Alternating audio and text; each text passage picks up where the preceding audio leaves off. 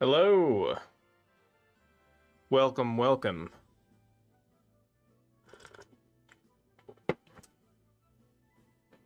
Give me just a second here. Listen into the audio. See how we're doing.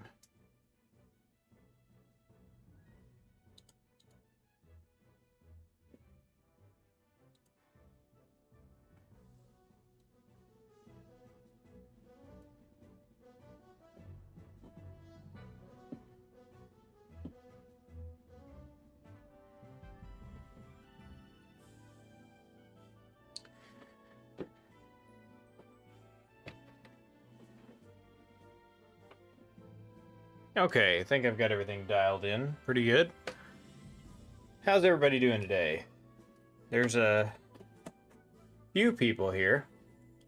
We're going to be doing a little bit of a GameCube mod work here today. Which I don't believe I've ever done any GameCube mod work on the stream. But hey, here we are. So what we're going to be doing today is a few different things. The first main thing we're doing is we're installing and testing out my new... Well, it's not the first thing we're doing, but the point is, the main reason we're here is to test out my new BlueRetro GameCube internal hardware.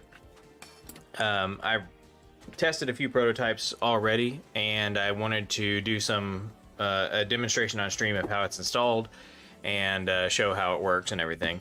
But I also have some GCDual HDMI and RGB mods here that I wanted to go ahead and install on stream as well, because these are kind of hard to come by, and I actually ended up getting a small batch of these made so that I could do some mods on my own consoles and a few to put up on my website for sale. So that's what we're working on today, is one of those.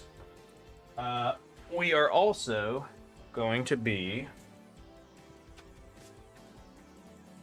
putting that GameCube into this wild neon colored GameCube shell, because this cube that we're working on today is in pretty rough condition. The shell has some cracks on it. Where are they? Yeah, you got a pretty big crack here in the corner. It's scratched up pretty bad, generally just not in very good shape. So, new shell to make it look all nice and pretty. And let's see, we're also region modding this, because this is actually a Japanese console, as you can tell from the bottom there. So this is a Japanese GameCube. We're gonna region mod it to be able to play NTSC U games, and eventually, for this and a few of the other ones I'm working on, I'd like to get them. I'd like to install flippy drives. Those are hopefully coming out soon. I haven't seen really any updates on flippy drive well, at least in the month of February, but they're still saying Q1 of this year, so it's got to be sometime within the next month or so, I would imagine, that the flippy drive is going to come out. So I'd like to put flippy drives in these, and then, you know, retain the optical drive as well, because that's one of the coolest features about the flippy drive. So I'm looking forward to that. But let's go ahead and get started. So the main thing is we're going to be, the first mod we are going to be doing is the region mod, because that requires us to remove the heatsink from the top and move a resistor around to change it from Japanese to American.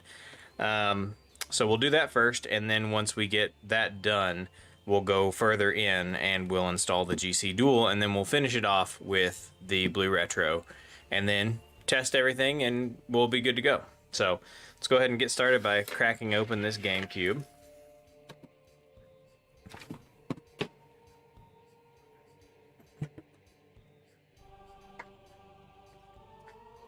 And of course, the GameCube uses a 4.5 millimeter game bit screwdriver.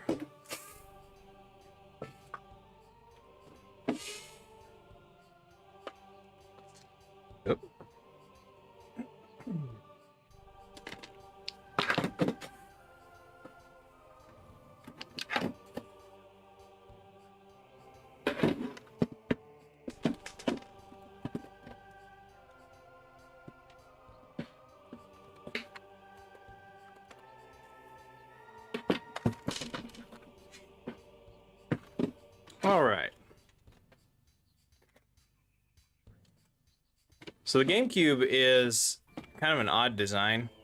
I like it, especially compared to the Wii. I used to hate it because I did some GC duels way back in the day, you know, 4 or 5 years ago.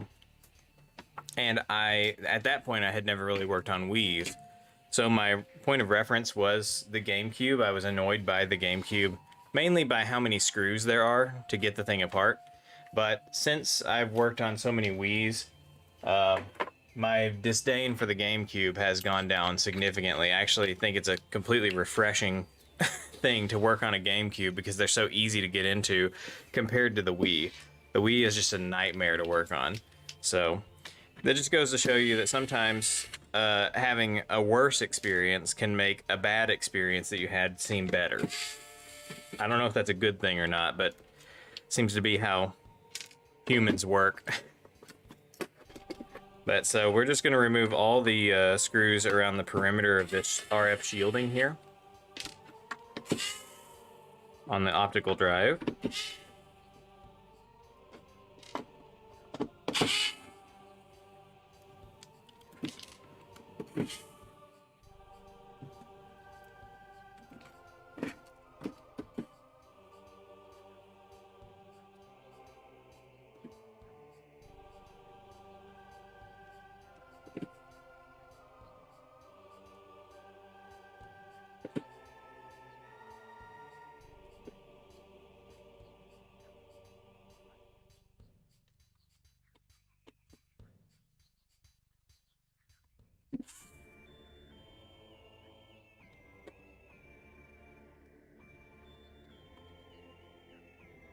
Okay, then we've got these two little screws here that go to these little RF. They're kind of like finger, like what do you call these?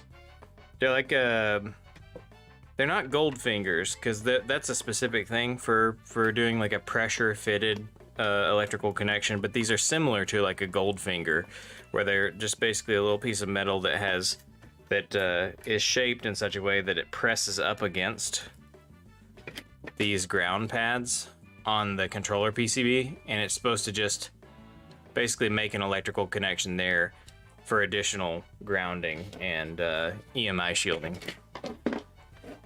Anyway, so we got all the screws removed from the drive. So the drive just comes up and off like that. We'll set that aside. And then on the heatsink, you have 6 of these small screws. And my screwdriver magnet is not picking them up, so that's fun.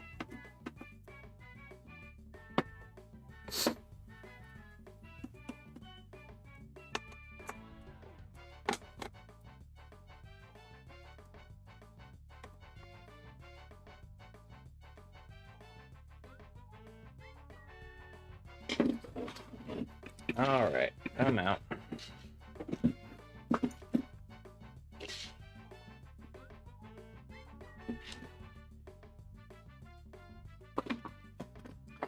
Okay, so now our motherboard will actually lift right out now that all those screws are removed.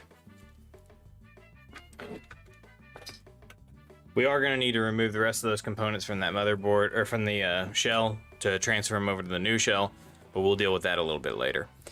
Okay, so for the region mod is a very simple process. There's a couple of resistors underneath here, underneath the heatsink next to the CPU, that determine which region it is. And basically from the factory, they either put a resistor in one position or the other position to determine what the region setting is, which I think is kind of funny, because all the GameCubes come with, or all the NTSC GameCubes come with the USA and Japanese BIOS, and it's just a simple switch essentially that tells it which region it's going to be.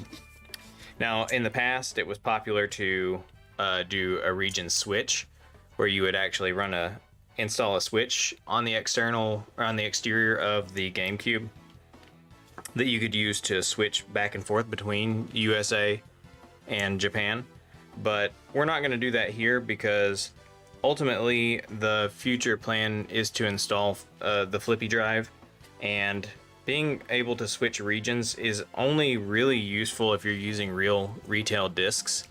And the problem with switching regions is that when you switch from Japan to USA, the memory cards are actually formatted differently on the Japanese BIOS compared to the USA BIOS, so you can't use an American formatted memory card on a Japanese BIOS, or vice versa. You can't use a Japanese formatted memory card on an American BIOS.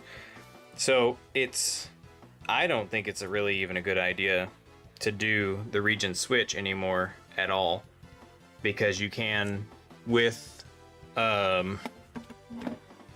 these optical drive emulator options that we have now, you can play other region games without actually having a BIOS of that particular region. And even better than that, even if you install like a Zeno GC mod chip, you don't have to have a region mod to be able to play other region games from other regions. So doing an actual region switch is kind of like, I think, basically completely redundant at this point in terms of GameCube mods.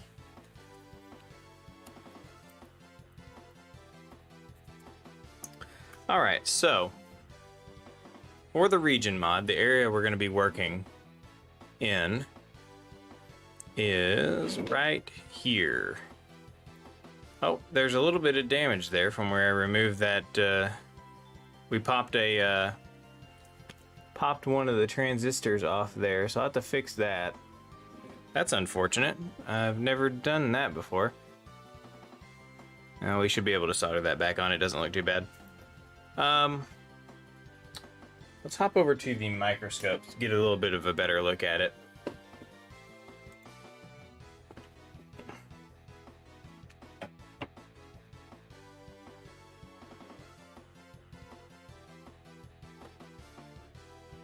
Yeah, I just popped right off. Okay, well, we'll fix that real quick. Funny enough, that's right where we're going to be working with the resistor that we need to move around as well. Let me grab my tweezers.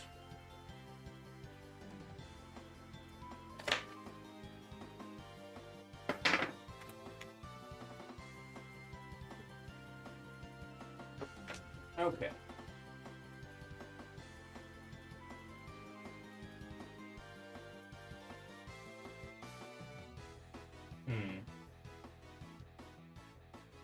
Yeah, it just broke the solder. Didn't rip up any pads or anything, so should be able to. Oh, this soldering iron is not hot.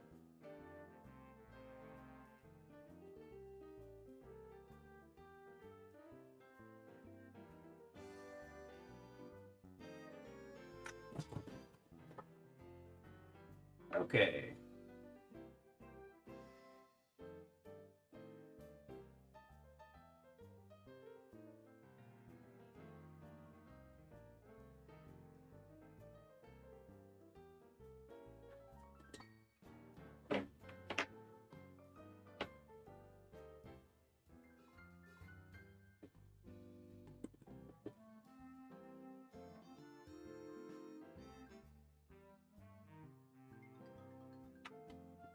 Note to self, don't twist the heatsink so much whenever you're trying to pull it off. It's tough because these thermal pads are so fragile on these GameCube motherboards. So I always kind of want to twist the heatsink a little bit to kind of free it instead of pulling it straight off, because if you pull it straight off, usually you rip the pad, and we don't want to rip the pad if we can avoid it. Okay. So for this operation to region mod, what we're going to be doing is we're going to be taking the resistor labeled R5, and we're going to be moving it to the pads labeled R6. That's literally the only difference between Japanese and US GameCube. So for this, I'm going to be using my hot tweezers. If you don't have hot tweezers, you can use just a soldering iron. These resistors are pretty small, so you could use just a soldering iron and just a pair of regular tweezers, and basically just flood the area with solder. Grab the resistor with your regular tweezers, just flood the area with enough solder on your soldering iron that you can heat both sides of the resistor, and you can just pull it out of there with a pair of regular tweezers. I'm going to use the hot tweezers because it makes the entire operation super fast. So here we go. So we get in here, we're going to put a little bit of solder on the legs of the tweezers, and then we just pull that resistor over and place it down. And that's all you got to do. That resistor is now in the R6 position, which turns this into a USA BIOS. And let me see here.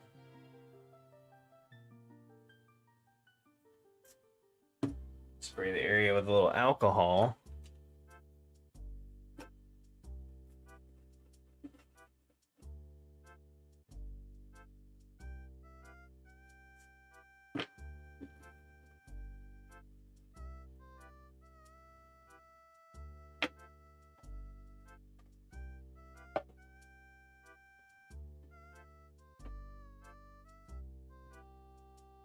And there you go.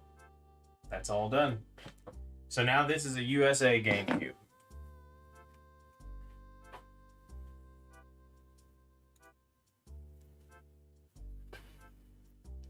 Ta-da! So that's the region mod done. Now we're going to flip the motherboard over and start working on the GCDual install.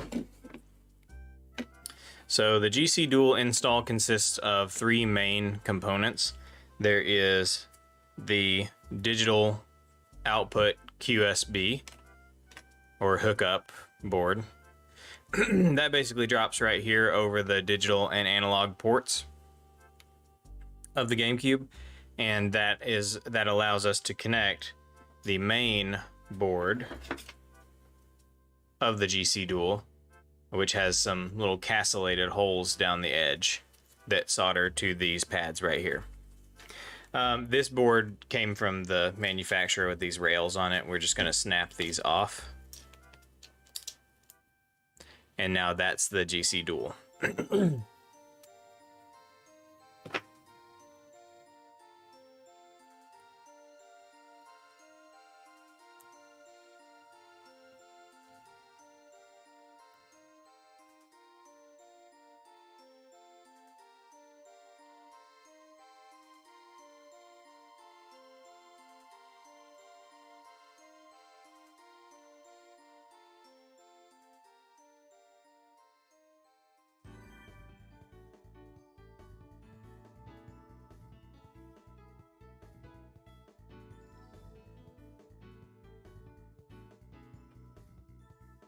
These castellated pads sometimes have a little bit of grime in them because unless you pay extra to have special treatment done for the castellations when you get boards manufactured, they don't always come out super clean. But there it is with the with it cleaned up. The castellations are pretty decent. Okay, so the first thing we got to do for this QSB is we need to remove some of the solder from these from some of these pads so that it sits more flush, because with the current solder that's on there, it kind of wobbles. It doesn't sit nice and flat. So there's a couple of different ways you could do this. If you have a desoldering gun, then that's a great way to do it. If you don't, you can use some desoldering braid. I'll show both methods, and you just do whatever you got the equipment for.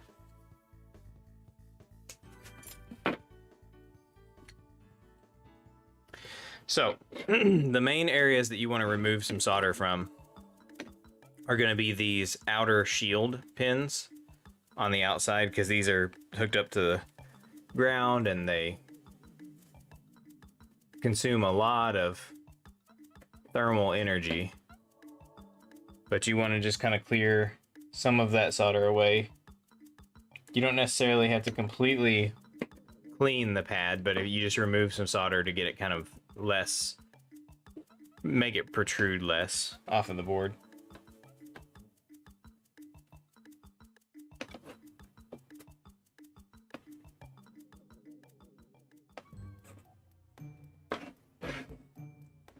And then these are also part of that shielding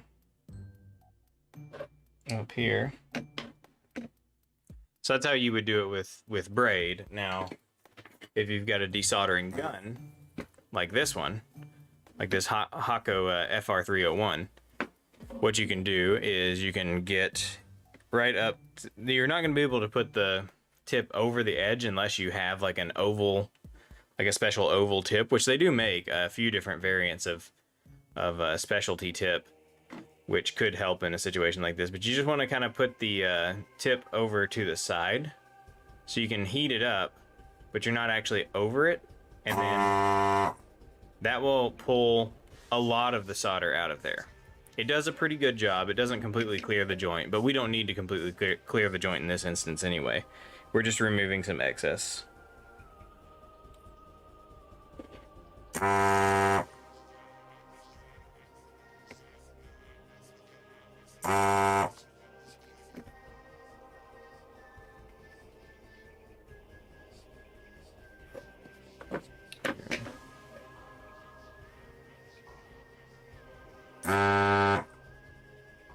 Okay, so those should be the only ones that we really need to remove solder from. Sometimes the outer pins here, because the pads are a little bit wider, need to have a little bit of solder removed from them, but I find that is not typically not super necessary. So we'll see how this lays over. And as you can see, it's pretty close to completely flush, which is pretty much good enough. You're probably not going to be able to get it entirely 100% flush, and that's okay. So this part is really important. We're gonna go ahead and start installing this hookup board, and it's because the hookup board is a 2mm thick PCB. Getting the solder all the way down and getting a good solid connection is like super important, and also kind of difficult to tell. It's kind of difficult to tell when you've done it. Because it's so thick, it's hard to tell whenever the solder has actually made it down and made good contact with the pin below. So what I do is I put the soldering iron on the edge of one of the holes, then I feed some solder in there, and that solder will naturally suck down into that hole, and you'll get kind of almost you won't get like a bump over top of it. It almost like depresses in there a little bit, and whenever that happens, you know the solder has sucked down into the hole. And then I'll heat it again and add just a little bit more solder until I get a little bump, a little dome. Then I know for sure it's like totally filled with solder and it's making a good connection down to the pin below. Now, I did that one, but we really should fill these ground pins first to lock everything in place.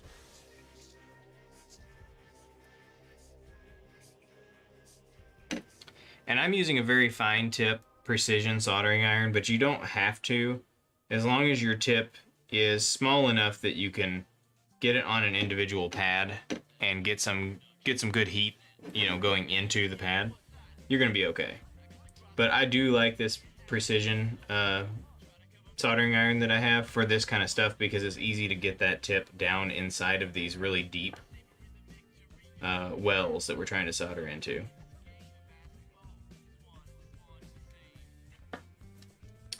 And this is a really high performance soldering iron. It is a Metcal. It's hooked up to an MX5200, MX5120 is the soldering power supply that I have. It's an 80-watt power supply. There we go.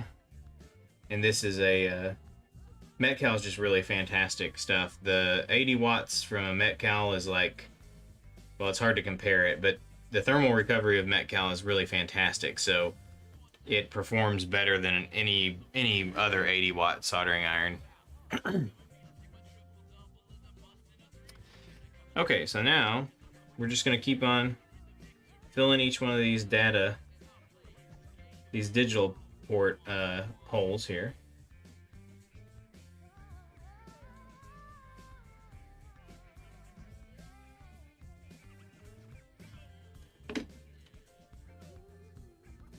What's up, Time Cop? I haven't done really anything impressive yet, but I appreciate the support no less. Kind words.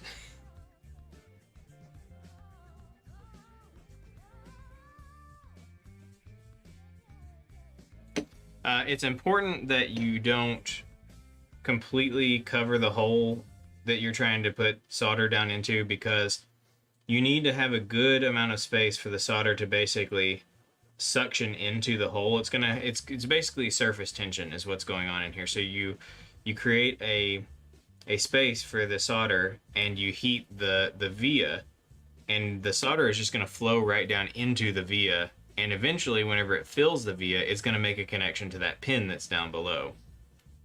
So you got to make sure you apply heat for long enough, and that you get a good, sense that it has pulled a lot of solder down in there, and it won't really hold anymore.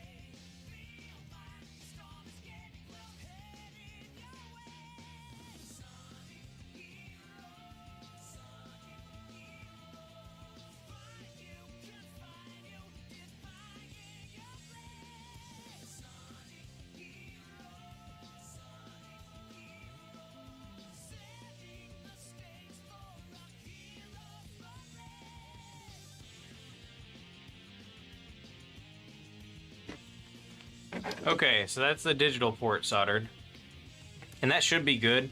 We'll test it here in a little bit once I get the GCDual main board installed.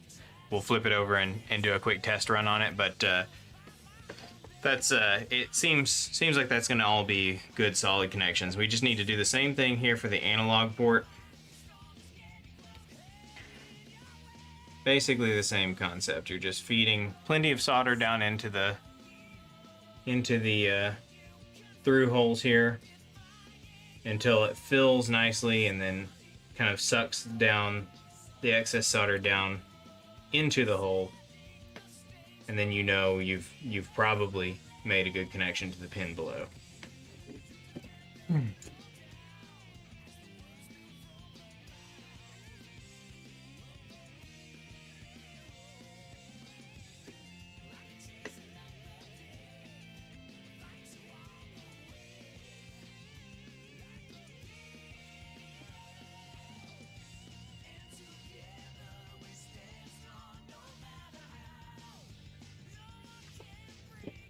Okay, so that does it for the hookup board.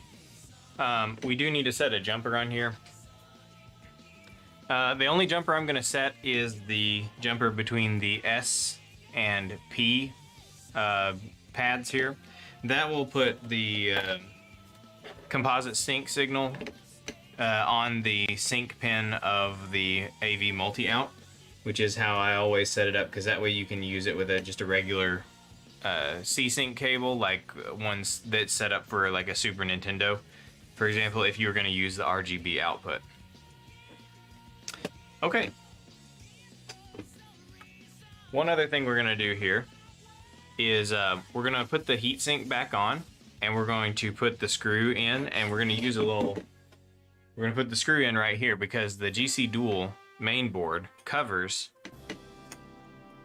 up this screw hole for the heatsink. which means you have to remove the standoff from the metal shielding below it. Right here. This standoff needs to be removed, and that means there's nothing for that screw to screw into. So we're going to add a nut behind there and just go ahead and screw that together so that you have a screw in that location.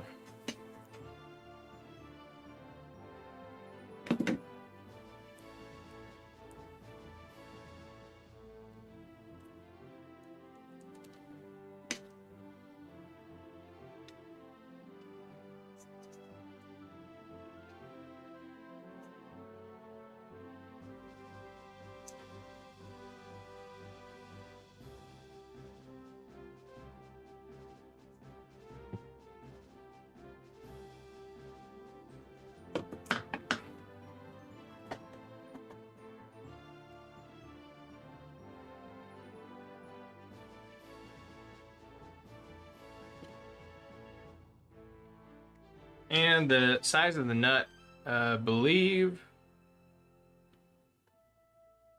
it's a number 3-56 thread screw. Nut. I'm not 100% positive that is actually the correct screw, because the nut seems to be loose on this screw. Like when I thread the nut onto one of these screws, it feels like, I don't know, it doesn't seem right. It doesn't seem to thread on straight. It's like just right to where that it works, but it doesn't. I don't think it's the correct thread. I think it's kind of cross threading a little bit. But it works out because I think that these nuts are a little bit too large for the size of screw it is. But nobody online seems to know what the size of the screw actually is. This is the only number that I've ever seen quoted as this number 3-56 thread screw. So it's what we're gonna go with, and it works well enough. I just think that there's probably a more ideal fit out there somewhere. But anyway, we'll go ahead and put this screw in.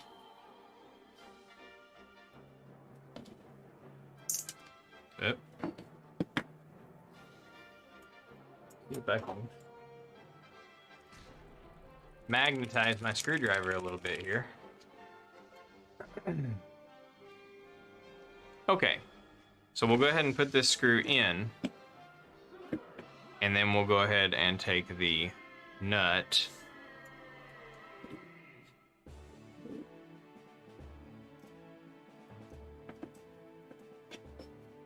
and thread it on.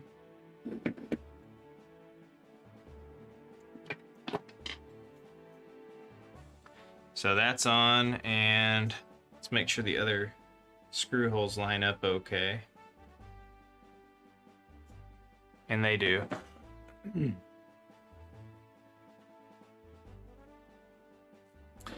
Okay, so what we're gonna do, now that the nut is in here, to make it easy to remove the motherboard and heat sink and everything if we need to later, like if you need to replace thermal pads or anything like that, what I like to do is actually solder this nut into place. That way you can remove the screw later without having to get underneath the GCDual, because once this thing is installed, I mean, getting access to this nut is just not, it's not really very realistic. So I like to take my big knife tip soldering iron, and this is this ground plane that the nut is sitting on right here is huge, and it takes a lot of heat and a lot of power to get anything to solder to it, but you can do that, and we're gonna do it. It's not gonna be pretty because, like I said, this thing absorbs so much heat that you really can't get a clean solder joint here, but you know, you can get enough solder in there that the nut stays in place.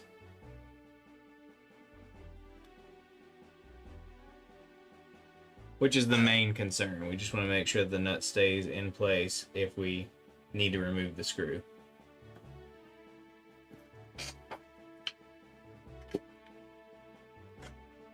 So there you go. So now that nut is soldered in place such that if we need to, we can unscrew. You know, we can go in here and unscrew this, and it'll unscrew while leaving the nut in place, and then we can tighten it back down without having to get access to underneath the GCDual motherboard. Okay, so the next part is going to be actually soldering the GCDual in place. There we go. All right, so you just want to line it up to where all these pads line up down here. And then we're going to take our iron.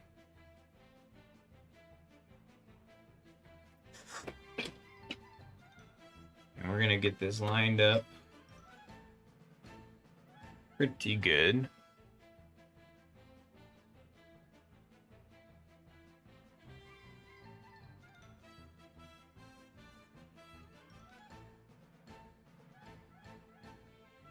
Okay, that looks pretty good.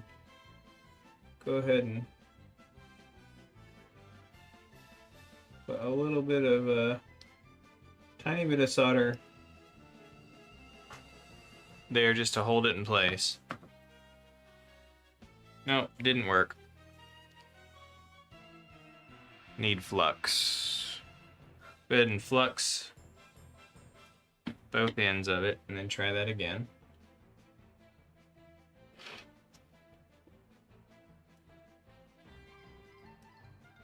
Okay, so now that GCDual is pinned in place, and then we're going to go ahead and on the back side here, there's another pad that sits right above this little capacitor back here. You add a little bit of solder in there, and that anchors the back side of the GCDual. Now for the rest of the pads, you can just sit here and you could solder them one by one. If you want to, that's up to you. I like to use my knife tip to just drag solder these pads. So I just hit it with a bunch of solder and just drag it along back and forth. So you get to the end, and then maybe hit it with a little bit more flux and just come back through.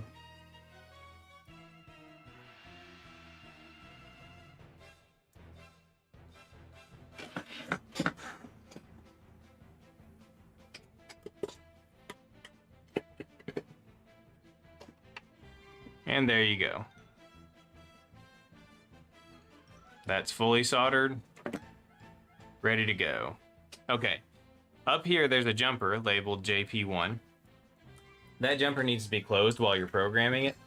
I programmed these myself, so I left the jumper closed whenever I finished, so I didn't go through and clear all the jumpers on the boards whenever I was programming them. So you just want to come through there and clear the solder off of that jumper. And that puts it into normal mode where it's not in programming anymore.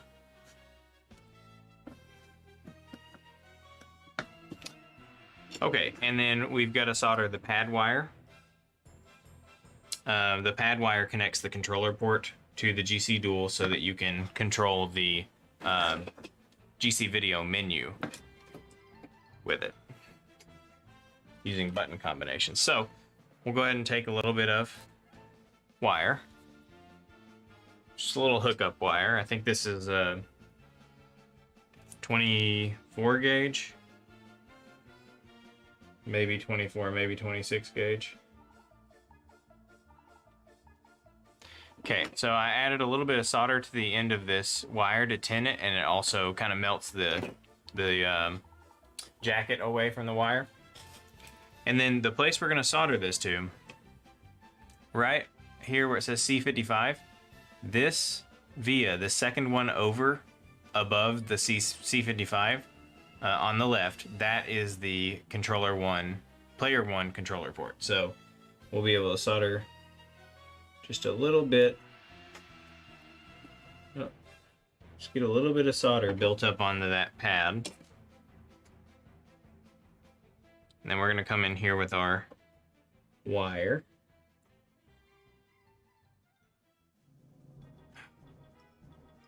Hit that with just a little bit of flux. And with our wire. Okay, got a good connection there. Now we bring this wire over here to the pad, pad. And this is just like a Wii Dual, or a Wii Dual, Wii HDMI, whatever the case may be. You're hooking up the pad signal, and then it uses the pad signal to determine whenever you push the button combo to bring up the GC video menu to change settings and whatnot. So I don't for these hookup wires, I don't actually strip them because the vinyl jacketing is so sensitive to heat that it will just melt away anyway. So the best way to handle stripping these is just to heat them up and tin them with some solder, and the jacket will automatically melt and peel back away from it, so you don't even have to strip them. So that's done. The pad wire's hooked up. So this GC Dual is ready to test. The first thing we'll do is let's take our cable, our ribbon cable,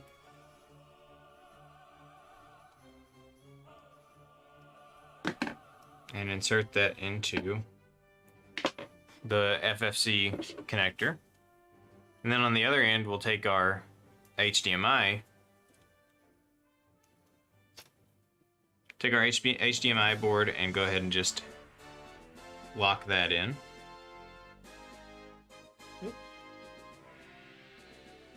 So that's done. And now we'll be able to test this GameCube to make sure that it's working with the GC Dual.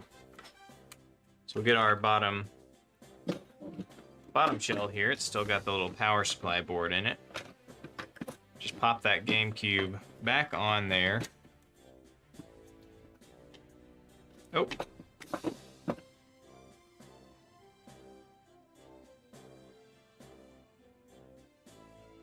Forgot to remove this standoff. It's not going to go down without the standoff removed.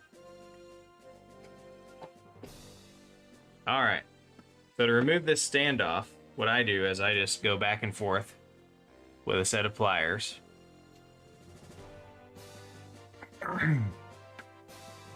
And one of these times, it'll just come off. There we go. So now we can just insert the GameCube motherboard, and now it actually goes in place like it's supposed to. And we'll go ahead and test it. So we'll plug in the HDMI port, and we'll switch over to Game Capture, and I will, let's see here, get the power plugged in, fire it up.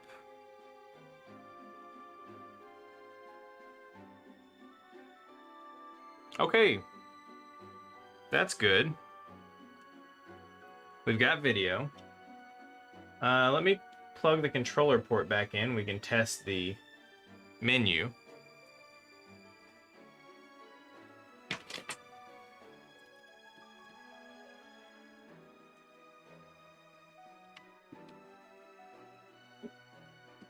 And let's see.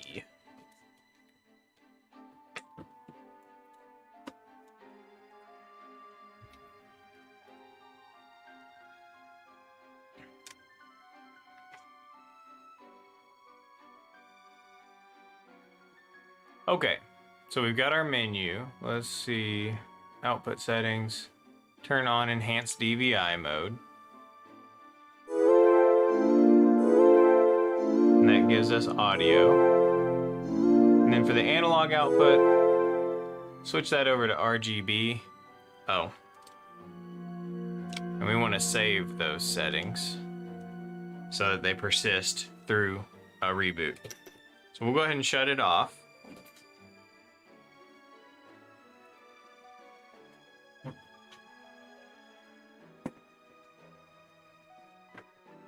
Let's see.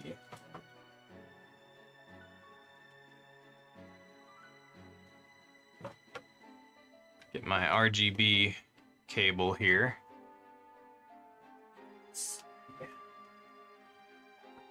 Retro Tink.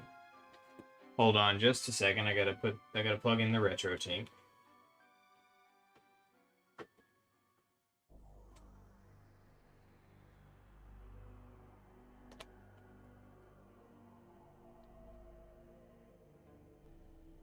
Okay, Retro Tink's in. Let's go ahead and fire it up.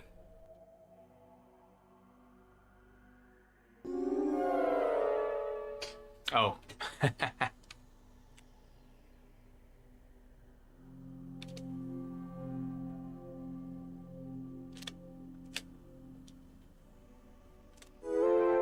Turn the line doubler off. Okay, so now we're getting normal behavior out of the Retro Tink.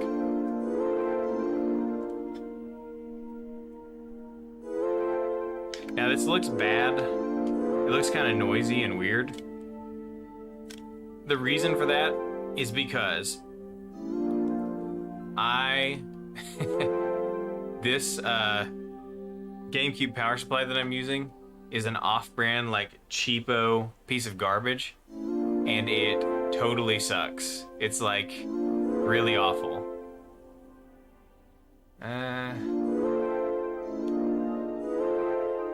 So analog video looks awful on this particular power supply. It's not the fault of the GameCube. So you can do RGB component RGSB, which that's kind of weird. I wonder why it's changed the color tint there.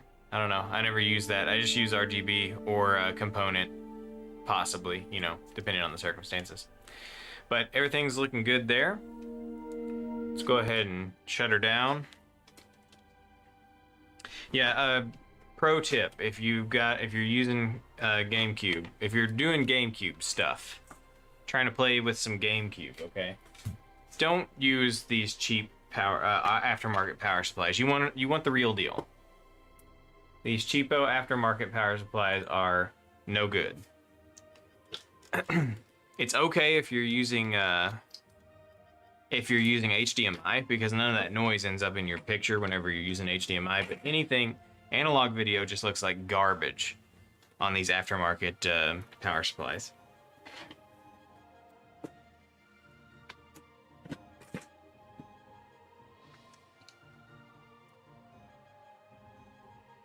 Obi-Wan. No, I am not selling GC Duals right now.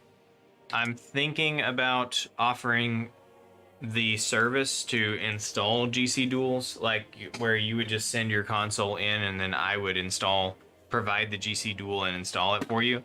I don't think I'm going to sell them, just like generally speaking, because there's already places you can buy them, like GameTech. You can buy them at GameTech US, and he's like been the long time kind of like official sort of GC Dual sales person. So I don't know, I feel kind of weird about it, to be honest with you, because like Dan, the creator of the GC Dual, he doesn't sell it anymore. I believe that GameTech has some sort of an agreement with Dan. I could be wrong about that, but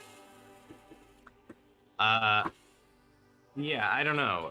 It maybe. It also doesn't seem like a super high volume item, because GameTech, they'll have them from time to time. They'll order a big order of them, and then seems like they have them in stock for a long time. Like, they don't go out of stock very quickly, which makes me think that if I made a large order of them, I might be holding on to a bunch of them for a long time. So I would prefer to sell them in small, kind of like low quantities, where maybe I have 20 of them made and then that's it. I don't want to necessarily be holding on to a large potentially large inventory of something that doesn't sell very quickly, because that's just a lot of they're not cheap to make. Basically, the components that go into a GC Dual are all pretty pricey, especially the FPGA and the DAC, and the FPGA. So it is expensive to keep it in inventory if it doesn't sell very quickly. If that makes any sense. But we'll see. I definitely am interested in doing this as a service, as like a like all-inclusive service where you just send your console and I take care of everything. So we're gonna go ahead and remove all the shielding and everything because we're gonna transfer this over to our new shell.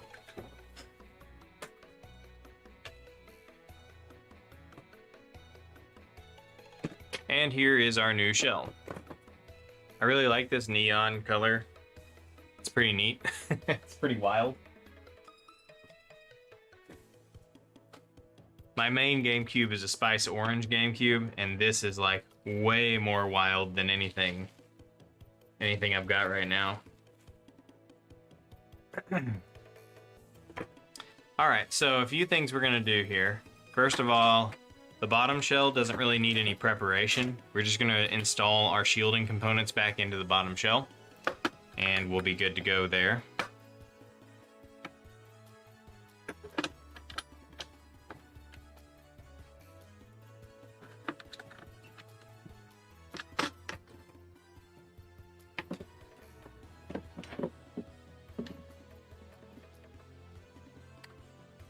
Obi-Wan, I have not looked into any of the power stuff for the GameCube or really any other consoles. I'm pretty much in the camp that if it ain't broke, don't fix it. The old power supplies, if they're working, you know, maybe they might need a recap or something like that to get them in good shape. But I'm not a big fan of the idea of just replacing power supplies just because. I feel like it comes from a kind of a mindset that a lot of people have, that they just want to tinker with their stuff, and this is like just another like upgrade or mod they can make, and I'm not sure that they're actually upgrades. I think in some cases they might be downgrades.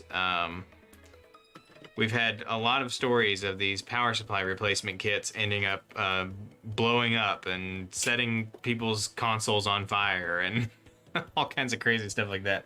So generally I like to trust the original designs, and if they, you know, if you've got a console that's got a tendency to develop issues with its power supply over time where capacitors go bad or whatever, then you just replace the capacitors. That's my position on it. The USB-C thing, it may be perfectly fine, but I just don't personally see the point in doing that sort of stuff to these consoles.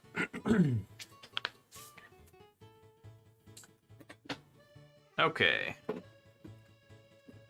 Now for the GC Dual, you are supposed to remove a section of the shielding because the HDMI cord is going to come through, or the ribbon cable is going to come through here, and you don't want it to necessarily get pinched really hard here.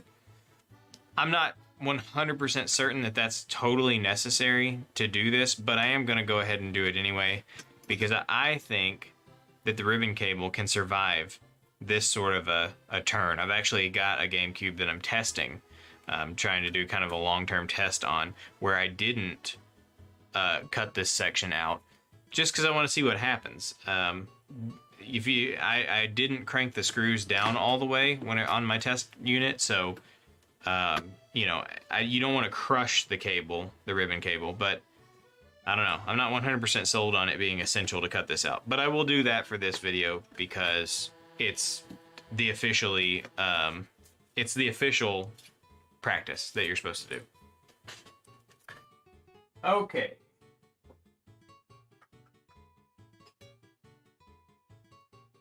Now the question is, where are my sheet metal cutters?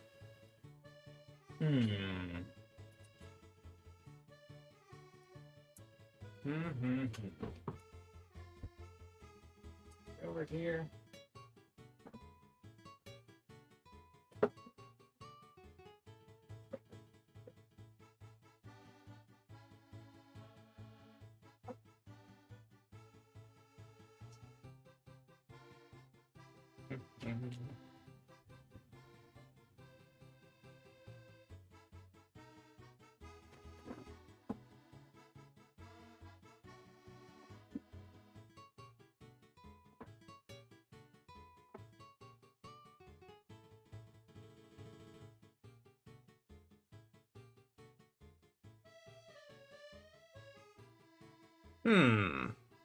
Well, I'm not seeing my sheet metal cutters. I have like these shears, these sheet metal shears, and I'm not seeing them. They're not in their normal location. I can't think of the last time I used them. So,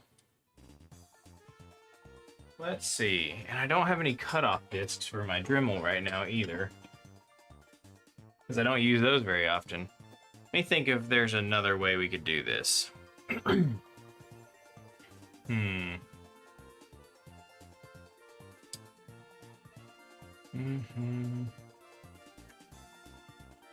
see. I don't think my flush cutters would survive trying to cut through the sheet metal.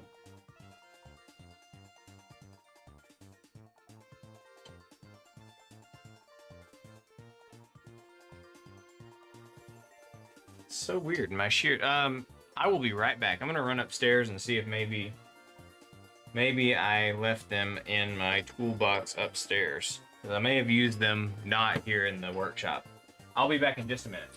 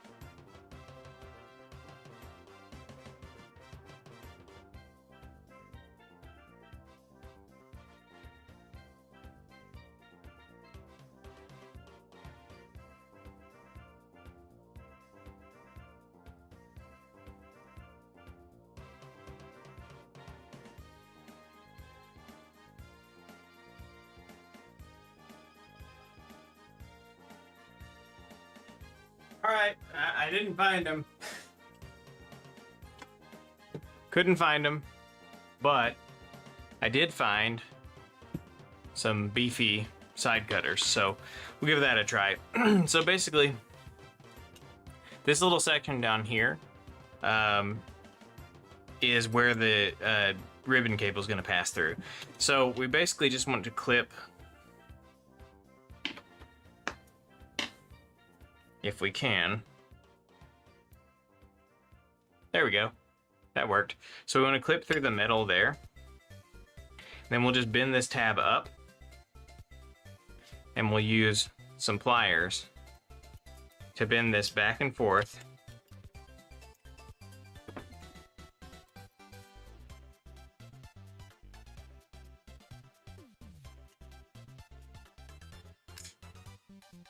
Until we fatigue it and it breaks off. The reason I don't like doing this is because it leaves very sharp edges, which I don't enjoy. But that's pretty much it, and then we'll just try to straighten this stuff back out so it fits where it's supposed to go still.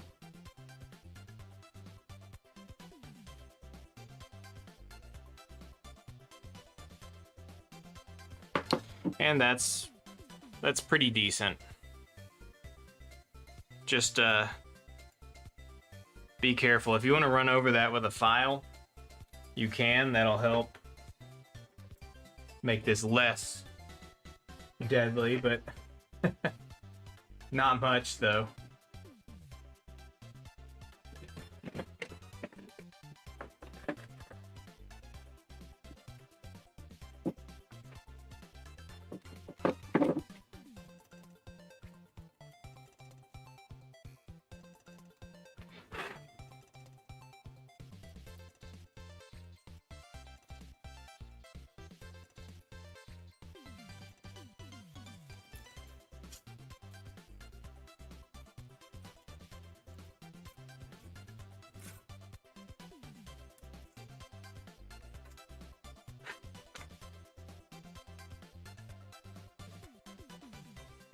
Okay, well, it's slightly less of an absolute razor blade.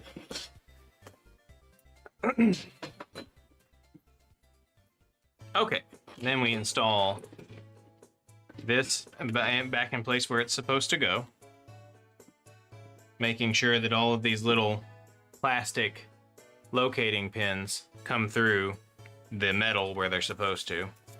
And then we'll go ahead and put the screws back in.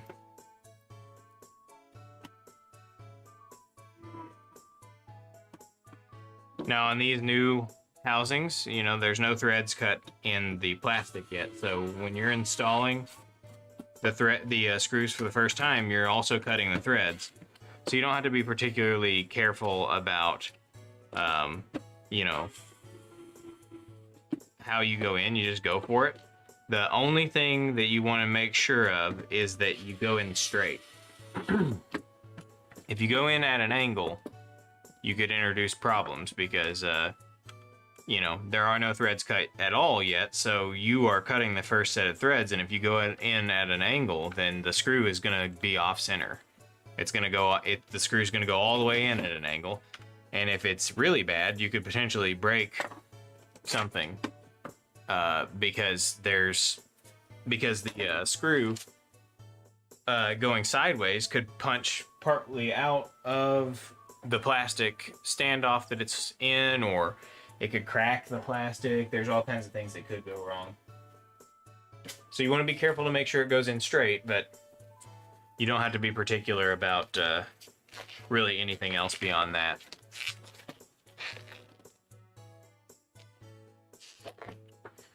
Well,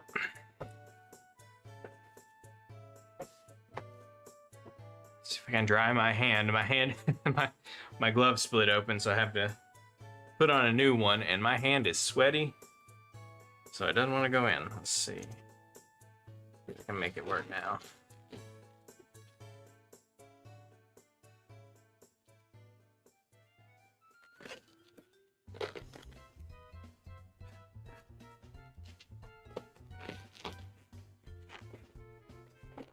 Try to always wear gloves while I work so that I don't get oils all over stuff. These metal shield plates and stuff, they don't particularly enjoy skin oils, so anyway, okay, so we're back in business here. So we got all this done. We've got that standoff removed. We've got the section of the shielding cut out here for the ribbon cable. So at this point, we can go ahead and install the motherboard back in place.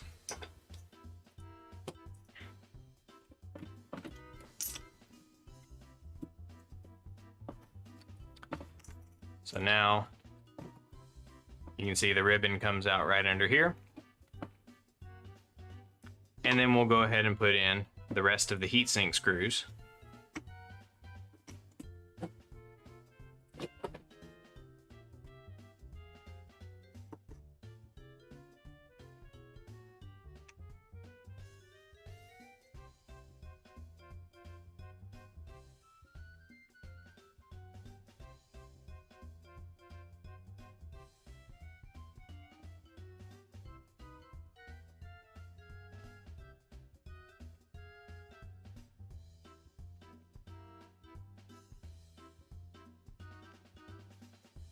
Alright, so the heat sink's in.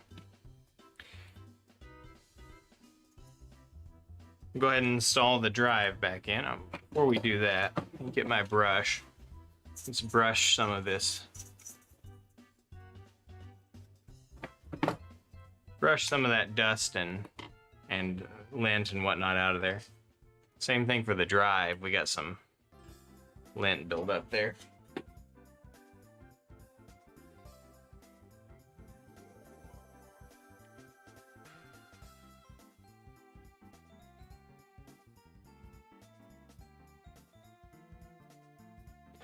Okay, it's pretty clean now.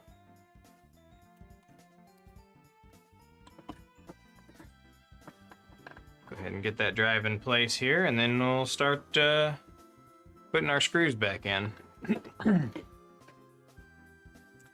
Now, one of the important things is when you go to reassemble, you have to know what screws need to go in when. So, right here, these 3 screws on the left side of the optical drive, you want to put the middle 3 screws in first, like so, and then you also want to put in this screw right here in the back next to the AV out, because when you go to add the fan and power switch module, which, hold on a second, let me dust that as well. That's pretty, fan's pretty dirty looking.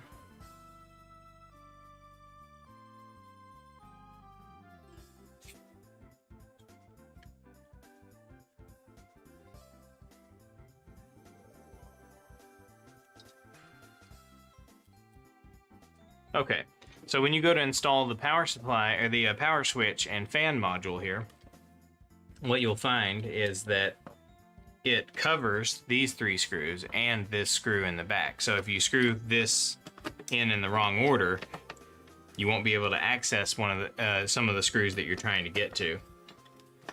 Okay. And we'll go ahead and add these 2 screws here.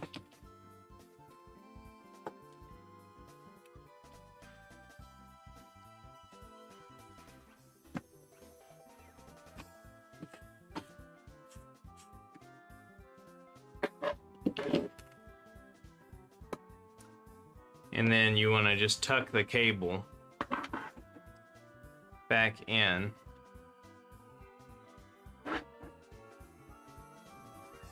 So it's nice and out of the way, like it is from the factory.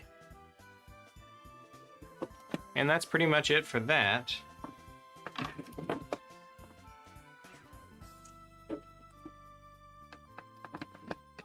Okay, now we'll just go ahead and put the rest of the screws in for the optical drive.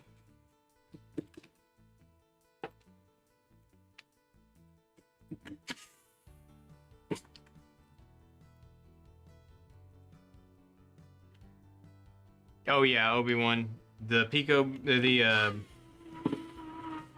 boot's cool, but man, the flippy drive, that's one of the coolest mods. Like, just the way that it works is so cool. It's such a clever design. I am super stoked for flippy drive. I've got a GC loader in my main GameCube, and I absolutely, when the flippy drive comes out, the GC loader is going up on eBay, and we're getting a flippy drive, because being able to keep the optical drive is amazing. I still have the optical drive from that GameCube that my GC loader is in. I want to be able to have the optical drive as an option, and the fact that you can do that with the flippy drive is so cool. And it's amazing how affordable they're making it. It's kind of wild. Okay, and then we'll go ahead and solder it, or we'll go ahead and install these spring-loaded contacts for the ground on the controller board.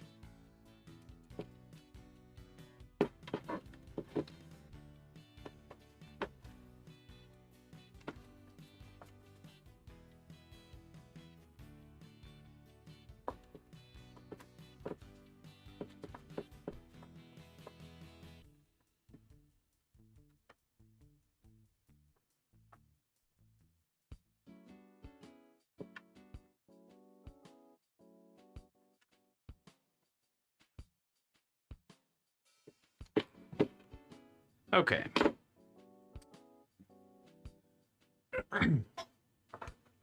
Now we're gonna go ahead and install the memory card doors that the new memory card doors that have that match the new color of the new shell.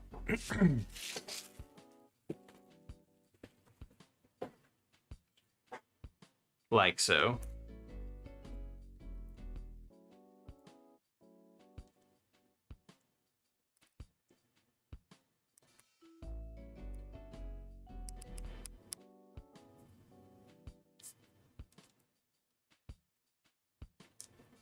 Uh-oh. Uh-oh.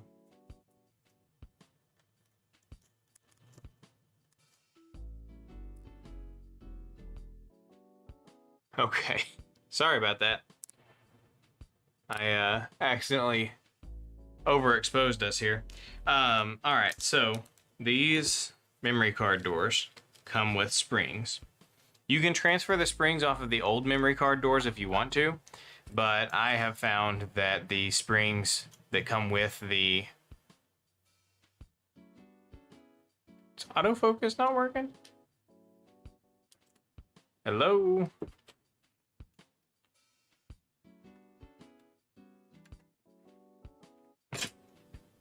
What the heck? Why am I getting no autofocus?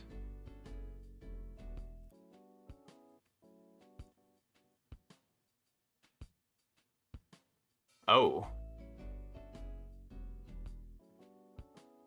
Focus cancel.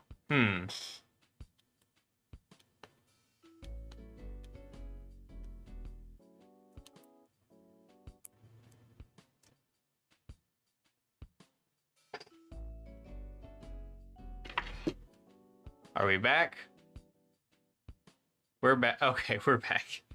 I don't know what happened there.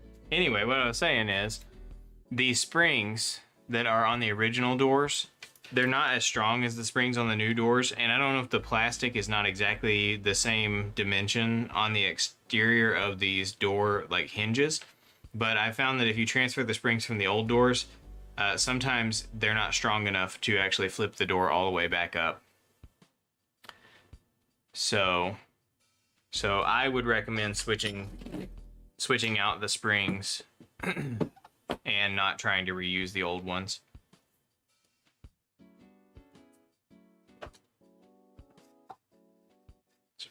Brush a little bit of that dust out of the memory card ports. All right, and so the way that these go in is you just get the spring up underneath this memory card slot, and then you just press it in till it pops in. and that's it. It's in. All right, we'll do the other one. Oh yeah, for sure, Obi-Wan. The lower price is, it's actually shocking. Like, one of the things I think is super interesting is, like, we've had so many mods over the past, like, couple of years that are using, like, the RP 2040 chip from the Raspberry Pi Pico, or like an ESP 32 running an entire mod chip, like the Fenrir for the Saturn, for example. You know, you have whatever that guy's name is, the GDMU guy who makes the Phoebe and the Rhea. Totally two completely different mods for different variations of Saturn that use like an FPGA and like an ARM chip, and then you got somebody comes along and makes an entire mod chip that runs on a $3 ESP32. It's crazy. And then the stuff that's been being done with the RP 2040 chip is amazing. So that thing's like 40 cents. I'm shocked by some of the stuff that's been achieved recently. Okay, so the next thing we need to do is we need to drill the holes and cut the HDMI port. The HDMI board goes here, right up here. And so the port ends up being right there. So we have to cut the slot for it. And I have made a drill guide here. Now, there is an old school drill guide that came with the GC Dual kits back in the day. I think I might have one of those around here. But yes, I do. Here it is. So this is the old school GC Dual drill guide. It sucks because all of the holes are lined up next to each other on the same guide, which means that since it's a 3D printed plastic part, you can't actually drill through each of these individual holes because the bit is just going to rip right through the plastic and you'll end up going sideways. So you can't actually use it the way it was intended to be used. The idea was that you were supposed to drill the inside holes first, then you were supposed to drill the outside holes, then the middle hole last. But you can't do that with this design because the bit just drifts all over the place in this slot.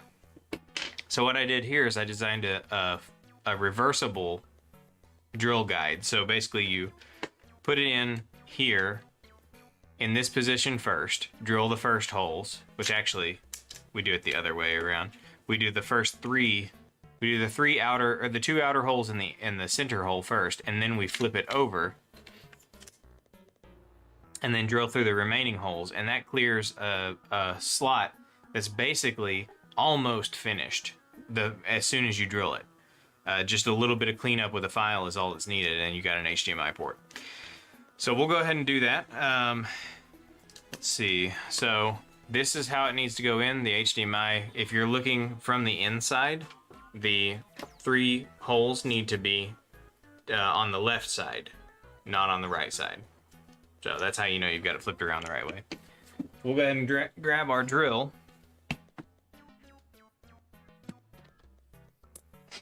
And the bit we're using here is a 1/8 inch bit. That drills a hole that's almost exactly the right size for the HDMI port. So you just want to get your drill on there, make sure your fingers are not in the way of where it's going to come out, and then just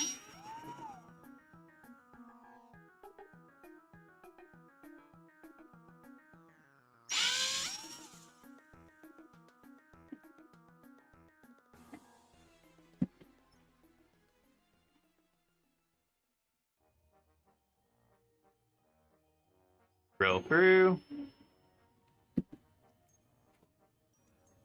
So that's our first hole. Then we'll do our second hole. You want to do the 2 outside hole, or the 2 most outside holes first.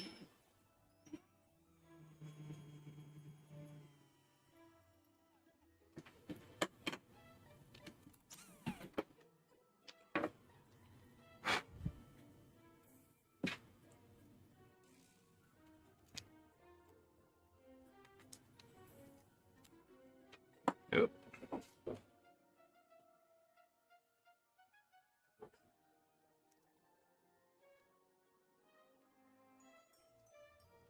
Wow. Those ended up being way off from each other. That's not good. Apparently I wasn't holding the block in the right spot when I drilled the first one. It's easier if you're not recording yourself doing this, but yeah, they're off from each other a little bit. Whenever I go to file them, that'll probably end up making the HDMI port a little bit too big.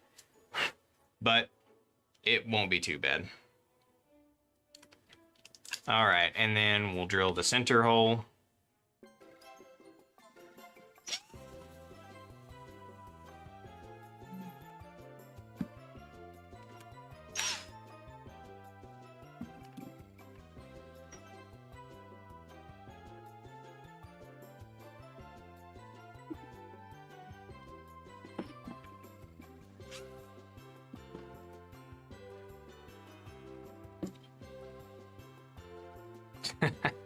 Okay. Well, it's fine. This will clean up into an HDMI port, I promise. Okay, now we flip it around the other way. We get the two remaining holes, like so. And then we're gonna go ahead and just drill the rest of the way through those.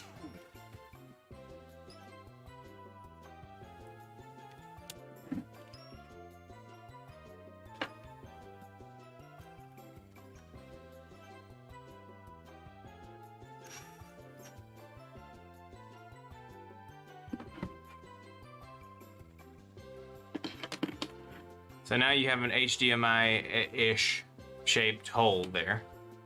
And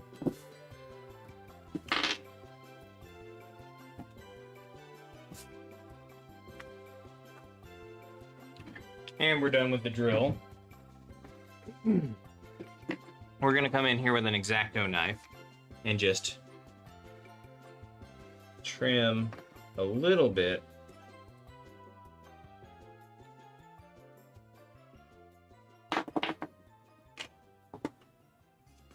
Uh-oh.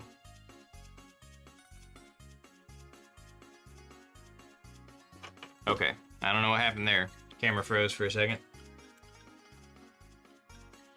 We'll trim a little bit with an X-Acto knife, but we don't want to go too aggressive with this. We're going to finish up with the file. The file will make smaller cuts, but we want to get it vaguely HDMI-ish with the X-Acto knife.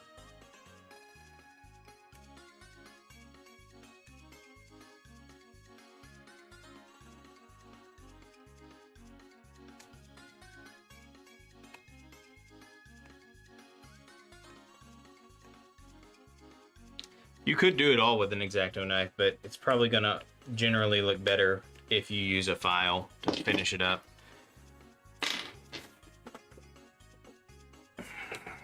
Okay, let's disconnect this HDMI board so that we can more easily work with it. So that's where we're at right now. If we go after it with a file,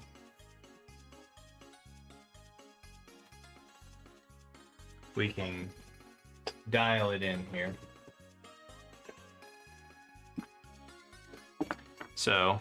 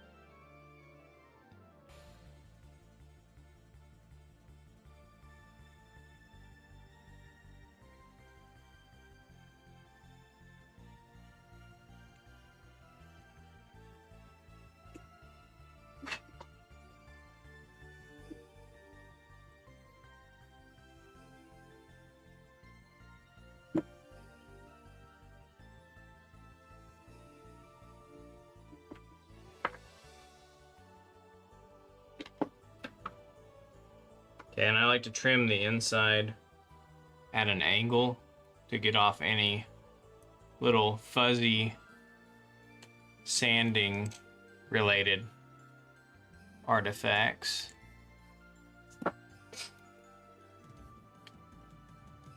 Oh, dang it.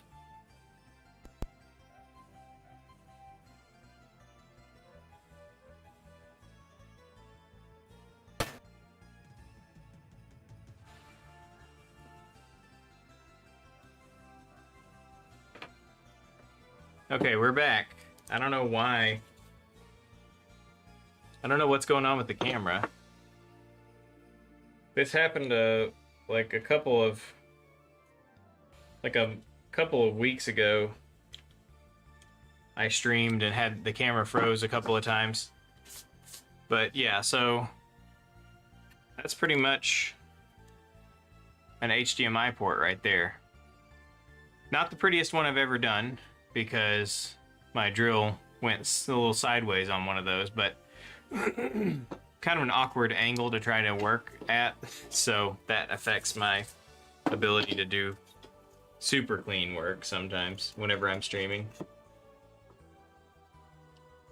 Do a little final touch up here just to make it look a little bit less rough around the edges.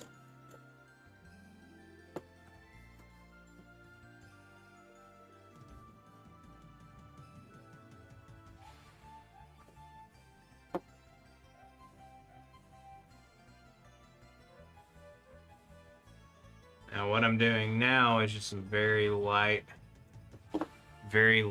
pressure sanding. I'm just trying to smooth out some rough edges. Make the port look more uniform.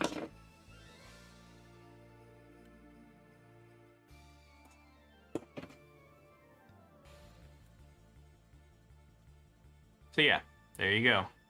There's your HDMI port. Okay. So then what we need to do is we need to drill a hole right here that we're going to put a screw through to hold this board in place on this back plate.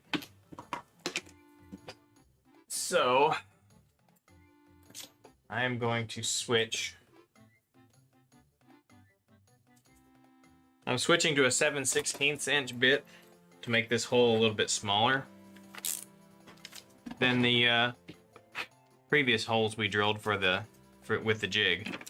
Now, the way that we drill this hole is we simply slide the HDMI port board in place, and one of the things you want to make sure to do is you want to make sure that the board is very flat on the front.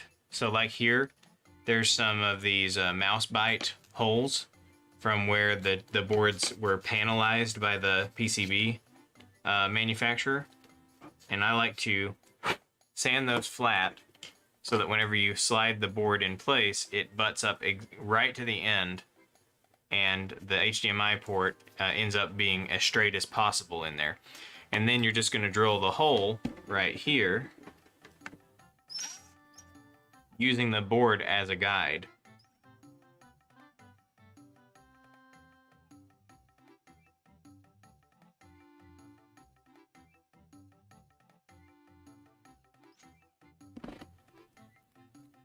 Alright, so now the hole is drilled there.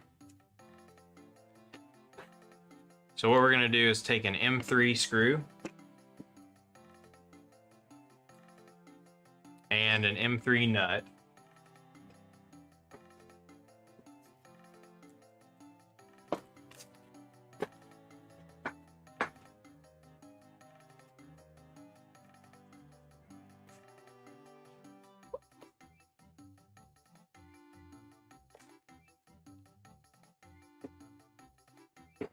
And we're just going to bolt this in place.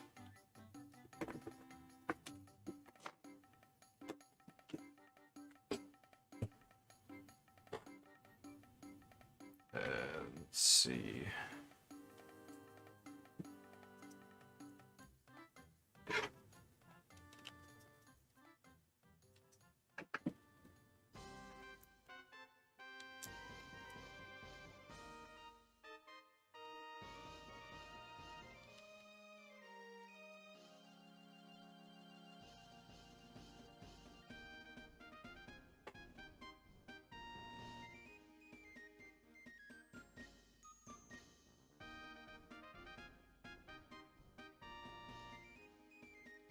Okay, so there you go.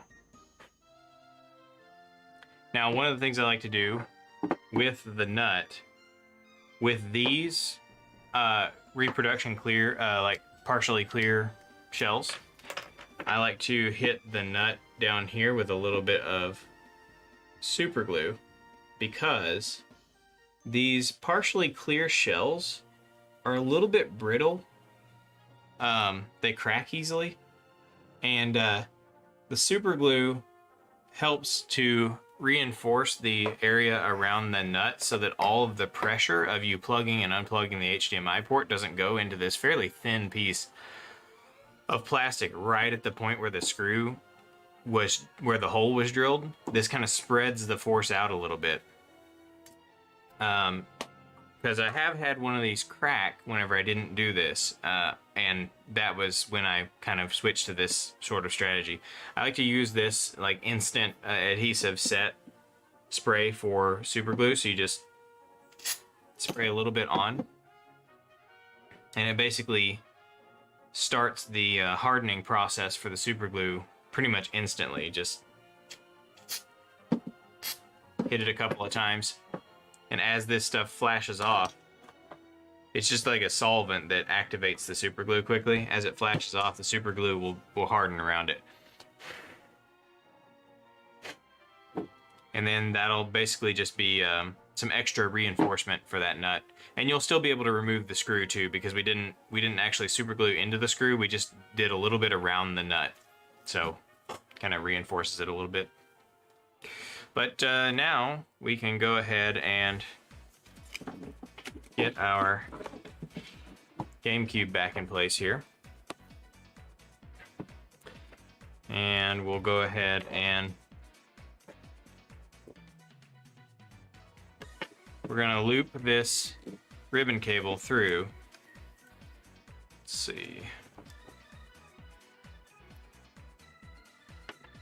I'm gonna loop it through down here under the drive between these two standoffs right here. And you just want it to come through kind of like that. And then on this end, I'm gonna go ahead and plug this HDMI board in.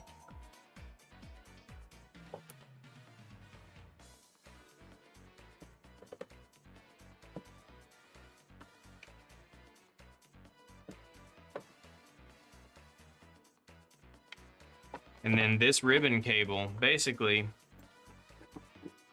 it's just gonna slide back behind here, and you want it to just kind of go underneath the drive ribbon cable and let it just kind of fold over itself. Because there's plenty of space back here behind the drive for this ribbon cable. It's just gonna kind of end up bundled up behind the drive ribbon cable. But that's pretty much it for that. Now, we're gonna move on to the BlueRetro mod.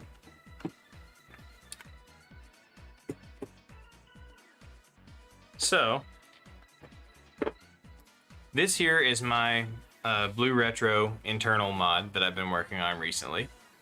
This is a hardware 2 variant, so it has fun features like controller port detection.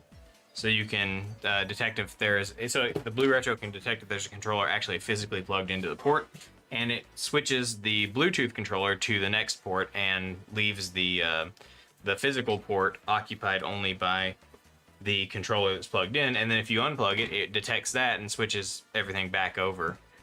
This is the first generation version of this. I'm planning on a new version with more features, but for now, this is what I've got that I'm testing here in the workspace here. But I'll go over how to install it. So this installs onto the back of a controller board, like so. Excuse me.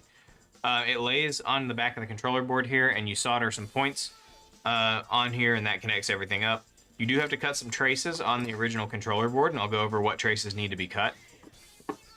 This version of the BlueRetro board is set up for the current trigger detection method. What that does is basically the 3.3 volt, the 3.3 volt power line goes through this set of components here, which detect if power is being pulled, like if current is being pulled through this circuit. And whenever it detects enough current being pulled through, it sends a signal to the ESP32 to tell it that a controller is plugged in. The way it knows that is whenever you plug a controller into the port, that controller starts drawing power, and that pulls current through this circuit, and that's how it knows. But in order for that to work, the power pin needs to be disconnected on the main controller board so that the power flows through this circuit instead of flowing through the power wiring and everything on the actual controller board. So we have to cut a couple of traces. We got to cut the 3.3 volt trace here. This one, this one, this one, and this one. That will cut power for all the controllers. Then we also need to cut the reset button trace. So that's actually on the front. The location we need to cut that from is on the front of the controller PCB. We take these screws out and pull this out. On the front here, you can see this trace that comes from the reset switch all the way down here, and it hits this via right here. Well, we need to cut the trace just after this via, because once it passes through there, it goes to this test point, and that test point is where we solder the reset button input. And by cutting the trace here, we shut this button, we disconnect this button from the actual GameCube, and we pass it through the BlueRetro. So we'll go ahead and cut the traces. I'll show you a couple of different ways to cut traces. First of all, there is the good old-fashioned X-Acto knife method. So basically you just go find the trace you need to cut. In this case, it's this power trace right here for player 1. And you would just take the X-Acto knife and cut a line, and then cut that line again, and then cut it again, and just do that however many times it takes to get all the way through the copper. And you can actually, you can cut and then go back forward and kind of dig a hole, essentially. Now at this point, I can see that the X-Acto knife is actually pushing up fiberglass, which means we're into the substrate, the fiberglass substrate of the board. So that means the copper is definitely cut all the way through. But we want to double check this, because once you solder this in place, you can't get access to this again. So you want to make absolutely certain that you have actually cut the trace all the way. So to do that, we'll get a multimeter in here.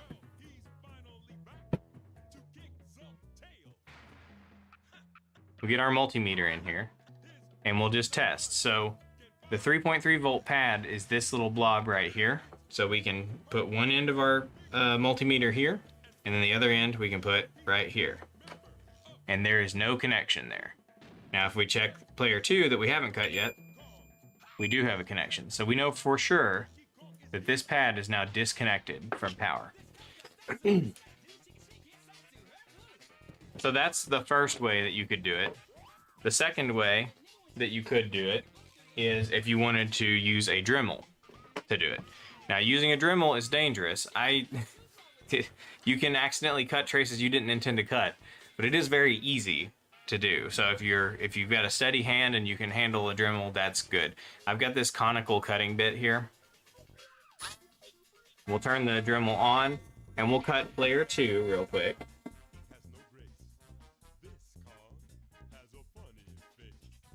Let's get this ribbon cable out of the way.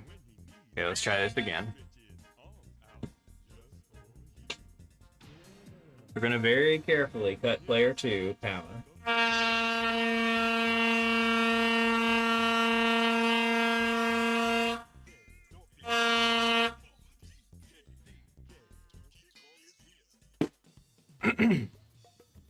Alright. I'm pretty positive we've cut all the way through it, but I also am pretty positive that we might have hit this trace over here, which is why this is more dangerous. Even if you're very careful, sometimes you can hit adjacent traces that you weren't meaning to. So what we're gonna do is we're gonna check our continuity again. So we're gonna get on our 3.3 volt pad and we're gonna test right here. We've got nothing, so that's good. But we wanna make sure that we didn't accidentally cut this trace in a way that will be a problem, because this is actually the controller signal. And the way that we test that is we poke on this pin right here, and then we go over here to the ribbon and see if it's still connected. And it is. There it is. So it is still connected here. So we didn't cut all the way through it, but we did nick the edge of it. So that's why I would say it's kind of dangerous to do it this way, because you can accidentally cut something you weren't intending to cut. You could repair it, but it may not be worth it to do it that way, especially if there are other pads close by. Now, the next one here, I have no worries about cutting this one with the Dremel because there's no other traces nearby that I could possibly damage. So we'll just go to town on this one.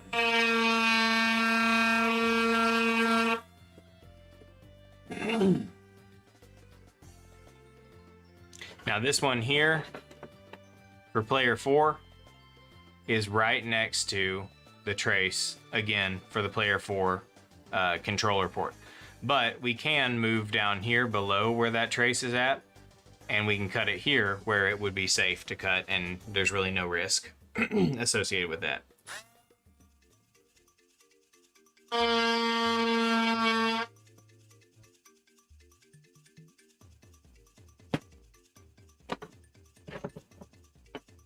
Okay, so those are all cut. We're gonna double check our continuity just to make 100% sure that we have cut these traces completely. And we have that one. And player 4. Yep, we've got nothing. So these traces are all cut. Now on the front, we gotta cut that reset trace.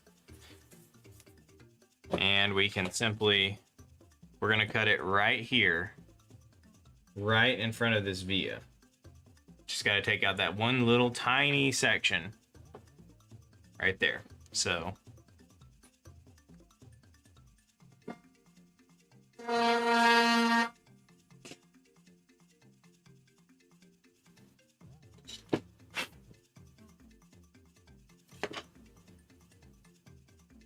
And I'm pretty sure that's cut, but we'll check.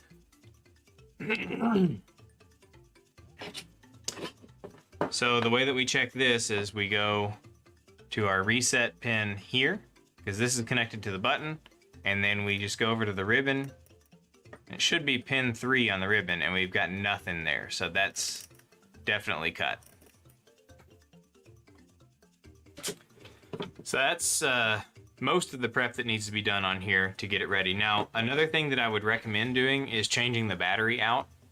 If you are worried about the clock battery, you probably want to go ahead and change it out now, because when you install this, the ESP32 covers up one of the pins here. It covers up the negative pin of the clock battery, which means you won't be able to easily desolder it and solder in a new one in the future after this.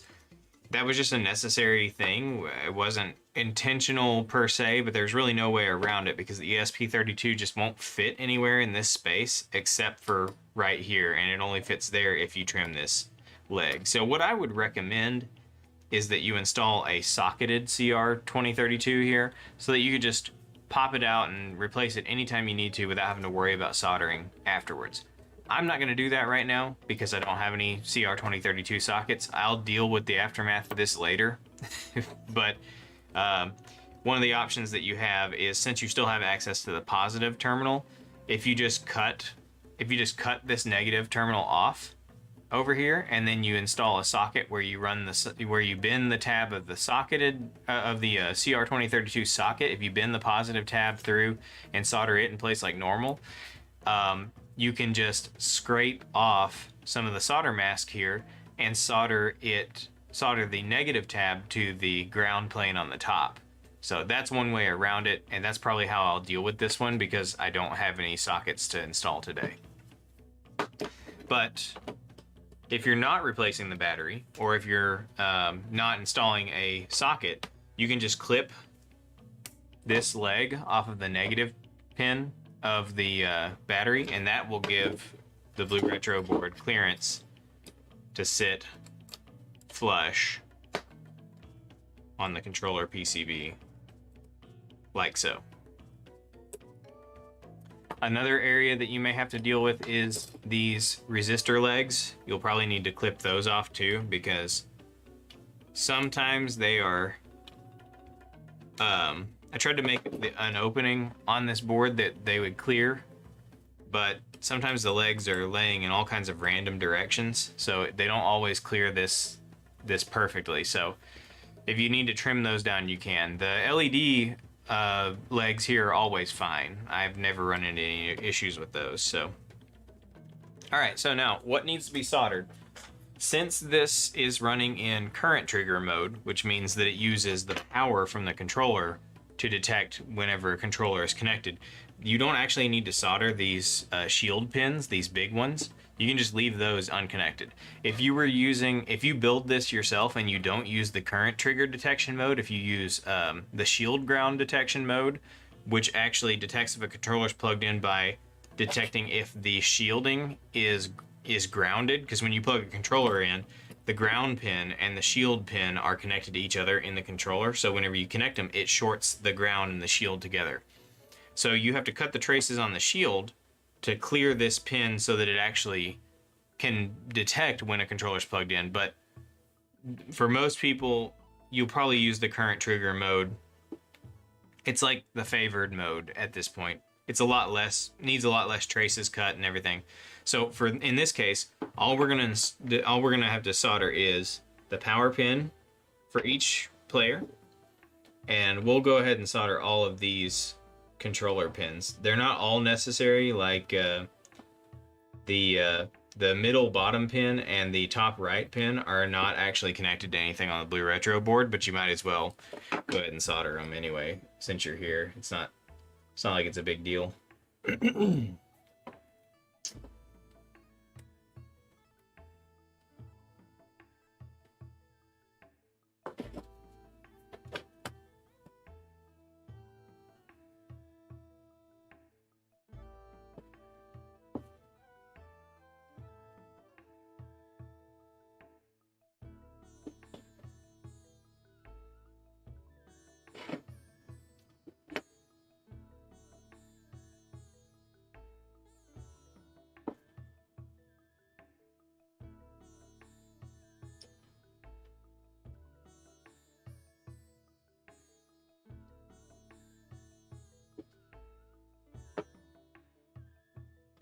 Okay, so that's all the controller ports soldered. Now, this little hole here labeled 3v3N, that's the power input for the board, so you need to solder that pad, fill that up with solder so that it connects the power to the board, and then over here where it says reset in, you need to run some solder down into there as well to bridge that pin.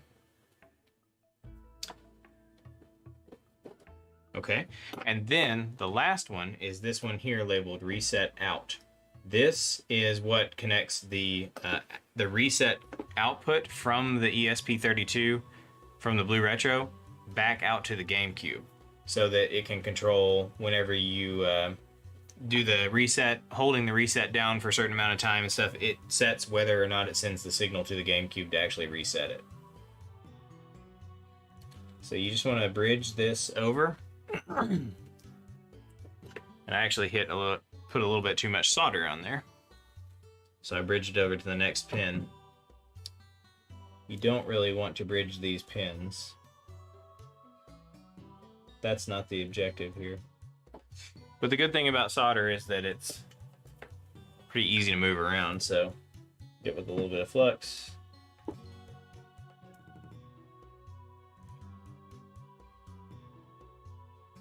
And make sure nothing's bridged. Looks like it is not. So you can see here that the reset out just goes to Oh, it's the second pin. That's the one that connects reset. So that's just, the solder is just coming down and hitting that pin to connect the reset signal back out to the ribbon cable from the GameCube. All right. So our BlueRetro board is installed. The next thing we have to do is we have to position the antenna.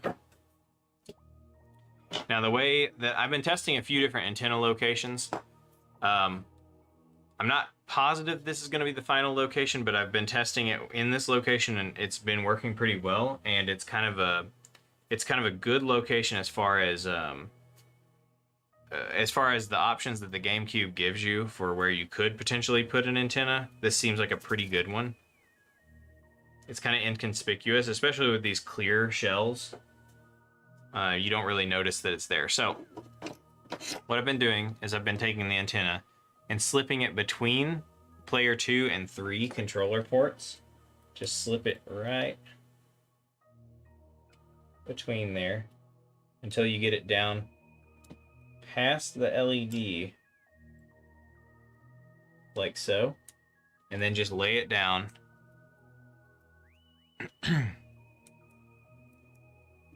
Lay it down and just press it onto the board. Like so.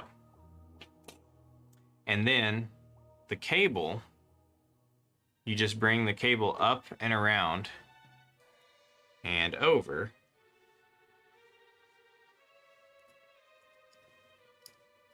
And clip it in place onto the IPEX connector on the BlueRetro board.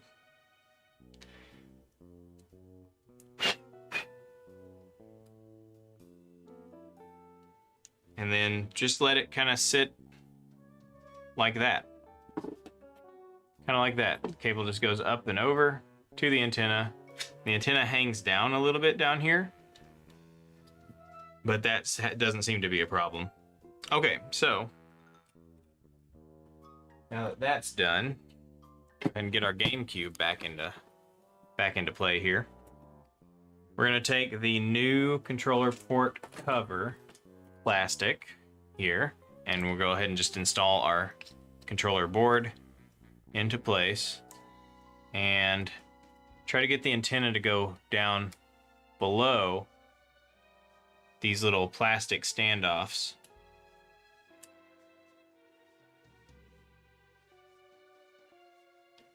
Like so. So now that keeps the antenna tucked away down there, keeps it out of the way. And then you just got to add your screws back in.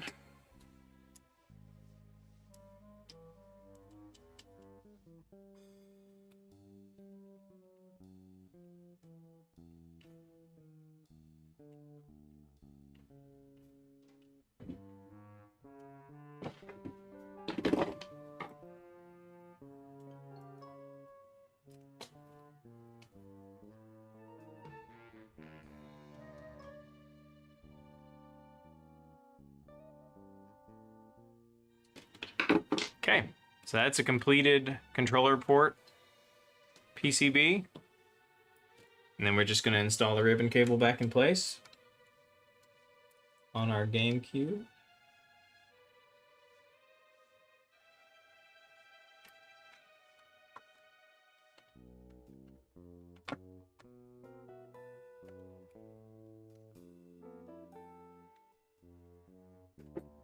And there you go. That's a almost completely ready to go GameCube. Now, what we'll do is we'll go ahead and test this GameCube before we put the final screws in. And we'll see how it does, and I'll demonstrate the BlueRetro and all of that sort of good stuff. So we'll get our HDMI cable.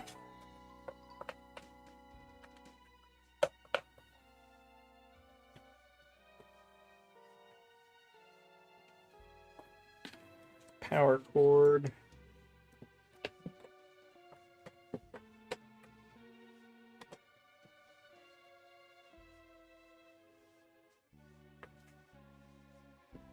Okay, so we'll go ahead and switch back over to HDMI.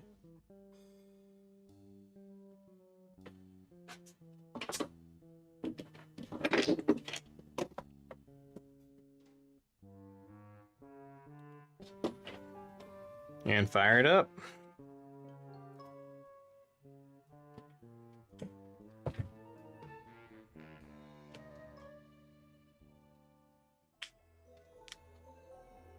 Okay, so the BlueRetro is in pairing mode, which you can see the blue LED pulsing there. So we'll go ahead and connect a PlayStation 4 controller. So you just put the PlayStation 4 controller in pairing mode, and it should auto pair.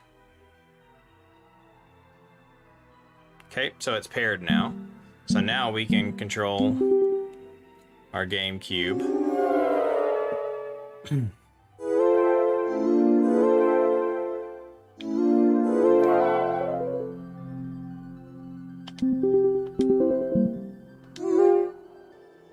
It is January 22nd, 2034. All right. Let's go ahead and get a disc. What do I have?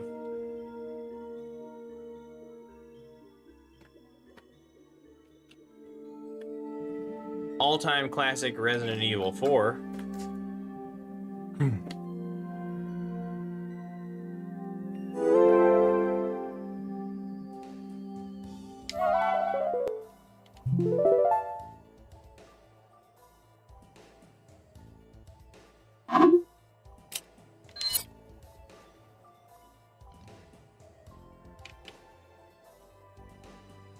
Oh, yeah.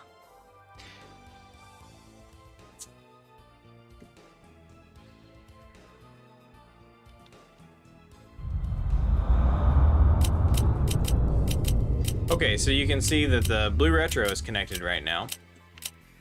And it's player 1, so I've got control over the menu. If I go and plug in the regular GameCube controller, what happens is the BlueRetro controller switches to player 2, and the GameCube controller takes over player 1.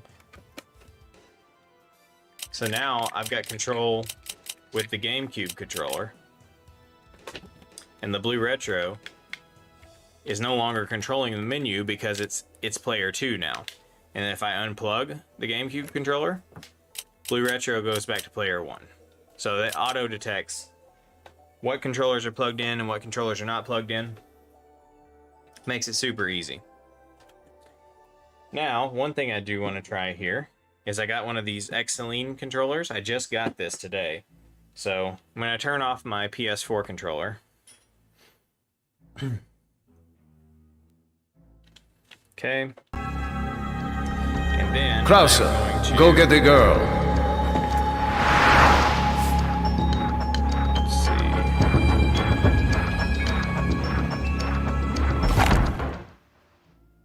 Sorry, game audio's pretty loud. I'm going to go ahead and pair this Xceline controller. I think the way that you're supposed to do it is hold, according to the BlueRetro instructions, you hold home and Y. And that puts it in pairing mode. And the BlueRetro is pulsing because it's in pairing mode right now, because there's no controller connected currently. Okay, so I disconnected.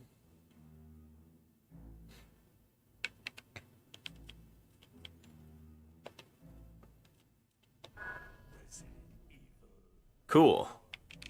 So yeah, this Xceline controller is working as well. The player number indicator doesn't seem to work correctly, but it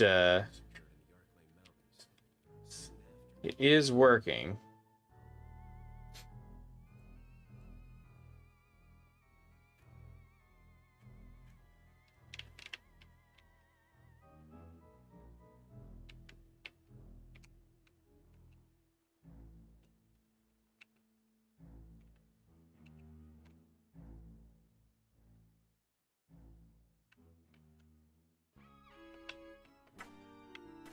Oh, the buttons are wrong. These, okay. I read about the Xline controller that you have to you got to go into the web UI and turn on a preset for these controllers, because the buttons, I don't think the buttons are, the button layout I don't think is correct, because B is A in this situation, which is kind of strange. I'm pretty sure A. Let's see. Yeah.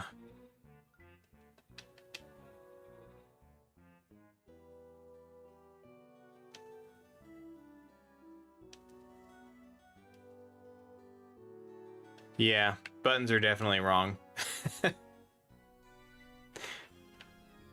But I'm gonna figure out how to load the preset. I've done some stuff with the web UI, and you have to get on there with like a Bluetooth enabled computer and do it through the website. Let's see. I have a laptop right here that has Bluetooth. So my understanding is you need to have the controllers disconnected. So we'll go ahead and do that.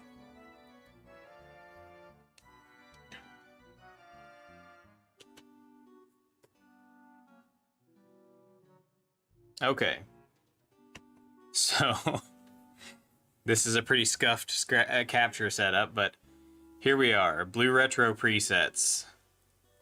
So we're gonna connect to BlueRetro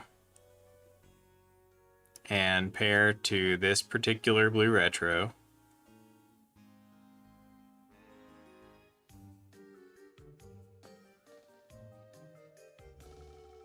Okay. And for output 1, we're going to go to the GameCube presets, Xline GameCube controller.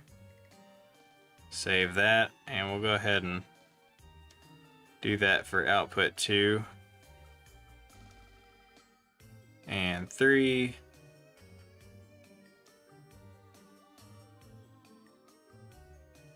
Oop. And 4.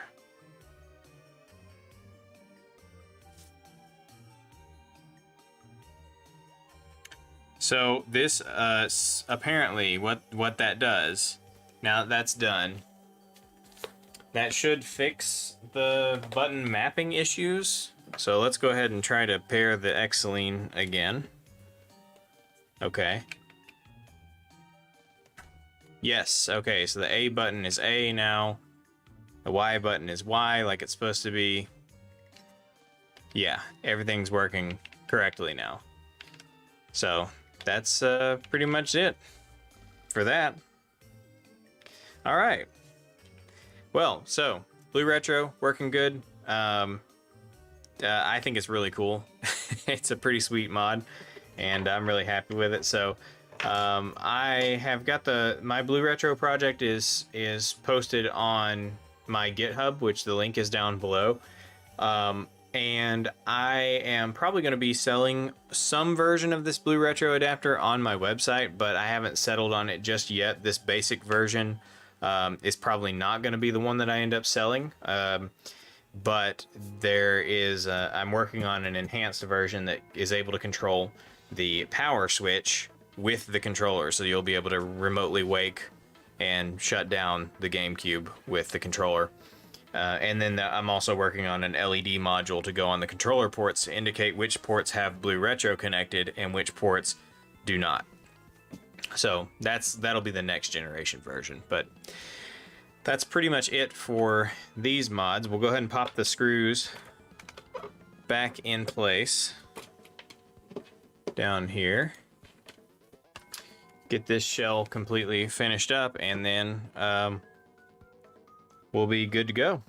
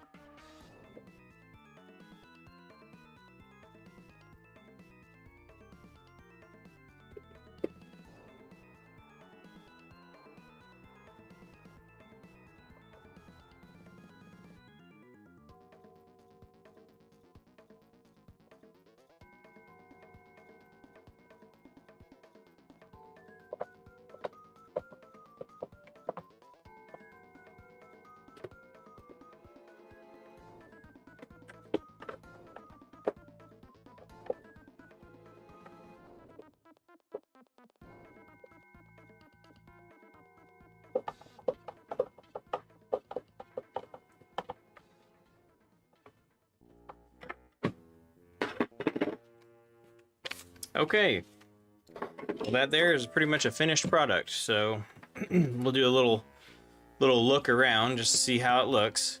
So as you can see, you can hardly tell that the antenna is in there in that location. I had tested the antenna kind of on the front plastic up here, but it looks kind of odd with these see-through shells. So I was hoping that it would work well there, and it doesn't seem to have any signal issues being in that center location, so that's nice. I think that's where I'm going to recommend putting it. And then around the side, you know, it's a GameCube. You can see that fan and everything. And you got your HDMI port in the back. You can see the ribbon cable for the HDMI runs here, and then it just gets tucked down and under there. And that's all pretty neat. I did move the dust filter over from the old GameCube to this one. Definitely want to do that. That's pretty much it. The only thing this is really missing is a flippy drive. And as soon as they become available, I'm going to be ordering a bunch of them, because the flippy drive is basically the coolest thing I've ever heard of. So neat. But that pretty much covers everything for today. Does anybody have any questions? Anybody want to ask anything about this project or any of the stuff that I did here today? Let me know. I'll hang around for a minute or two, and then we'll call it a day.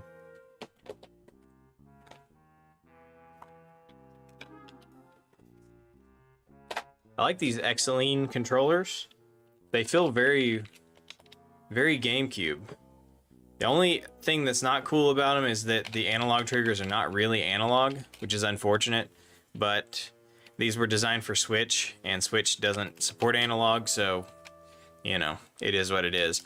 But I think some games these will not be suitable for because of the lack of analog triggers. Pretty much anything first-party Nintendo, I think, is probably going to be pretty tough to play with no analog, but they are a pretty good representation of the GameCube controller. But I really hope someday we'll get a GameCube controller clone, Bluetooth, that actually has analog triggers, but I'm not holding my breath for it. Alright, well, I think that'll do it. Thanks for hanging around, everybody who was in chat. Obi-Wan, nice talking to you. You seems like you were here the whole time, so... But hopefully you'll catch one of my other streams when we work on something else. But until then, see you later.